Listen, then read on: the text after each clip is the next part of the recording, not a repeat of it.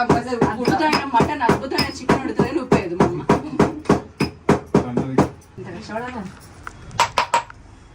కష్టపడితే ఎంత తినేది 5 minutes. అదే నాకు కూడా అందుకే చేయబుద్ది కదా వంట. తినేది 5 minutes అయిపోతుంది. దీనికి ఇంత అంటే అయిపోద్ది. దానికి 3 గంటలు తింటారు, పైకి వెళ్ళిపోతారు, ఆయన హాస్పిటల్కి వెళ్ళిపోతుంది, ఈయన మీదకి వెళ్ళిపోతాడు.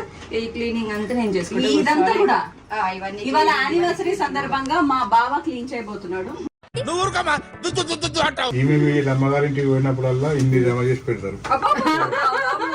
క్లీన్ లేని ఓనిస్తాడా నన్ను? అదే కదా, ఆడికి వచ్చిన గంటకి బావ లేచిండా, మీ డాడీ లేచాడా, మీ డాడీ తిన్నాడా, మీ డాడీ పండుకున్నాడా, మీ డాడీ బాగున్నాడా, ఇదే సరిపోతుంది. మేము ఎక్కడ ఎంజాయ్ చేసినాం. ఇంకా ఆమె చెయ్యి మీ చేతిలోనే ఉంది బావా. కట్ చేసేసాడు. అదే డైరెక్షన్స్ మళ్ళీ ఇక్కడ నుంచి ఈ వంటకి. అందుకే వంట వచ్చిన వాళ్ళని అసలు పెళ్లి చేసుకోవద్దు. మనం ఏం చేసినా వాళ్ళకి నచ్చదు, వాళ్ళు చేసిందే బాగుంది అంటారు. మన శ్రమ అంతా వృధా అయిపోద్ది.